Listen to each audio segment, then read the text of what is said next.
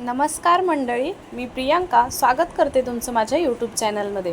तर आज आपण इथे असा एक पदार्थ बघणार आहे, अगदी इन्स्टंट होतो आणि आता नवरात्री तर चालू होते उद्यापासून। तर आपल्याला खूप सारे म्हणजे असं साबुदाणे वडे वगैरे हे सगळ्या गोष्टी खाऊन कंटाळ येतो, खिचडी खाऊन कंटाळ येतो। तर अशा वेळी खिचडी भिजवायलाही कधी-कधी विसरलो असेल साबुदाणे, तर अशा वेळी काय करायचं, तर इन्स्टंट तुम्ही हे घावन किंवा हा डोसा बनवू शकता।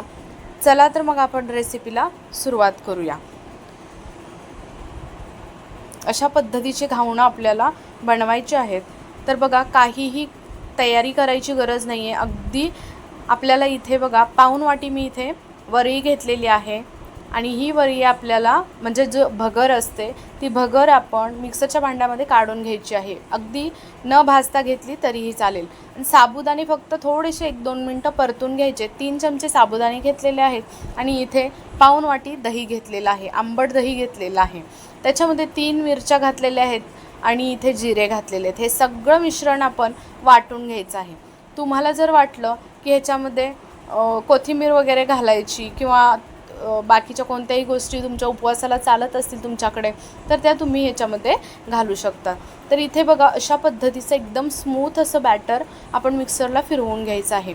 इथे कोणताही जास्त टाईम लागत नाही आहे किंवा इतर काही गोष्टी कराव्या लागत नाही आहेत। इथे बघा थोडंसं मीठ घालायचं चवीनुसार आणि अगदी चमच्याच्या टोकावरती इथे मी सोडा घातलेला आहे।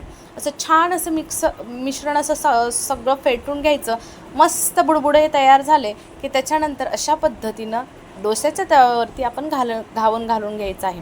बघा तव्याला तेल लावलेलं, त्याच्यानंतर पाण्याचा शिपका मारला, तेल पुसून कपड्याने काढून घ्यायचं, त्याच्यानंतर पाण्याचा शिपका मारून अशा पद्धतीचे घावन आपण जसे डोसा घालतो त्याच पद्धतीने हे घावन बनवून घ्यायचे आहेत। थोड्याशा नंतर कडा सुटायला लागल्या की नंतर पलटी मारून आपण हे डोसे अगदी क्रिस्पीही बनवू शकतो आणि अगदी मऊसूतही बनवू शकतो। इथे अगदी मऊसूत डोसे घावन तुम्हाला मी बनवून दाखवलेलं आहे। आजची रेसिपी जर तुम्हाला आवडली असेल तर चॅनलला लाईक करा, सबस्क्राईब करा आणि आजची रेसिपी कशी वाटली तेही नक्की कमेंटमध्ये सांगा। अगदी हे तुम्ही खोबऱ्याच्या चटणीबरोबर खाऊ शकता किंवा शेंगदाण्याच्या चटणीबरोबर सुद्धा खाऊ शकता किंवा मिरची टाकलेली आपण आहे तर असेचही तुम्ही हे घावन खाऊ शकता।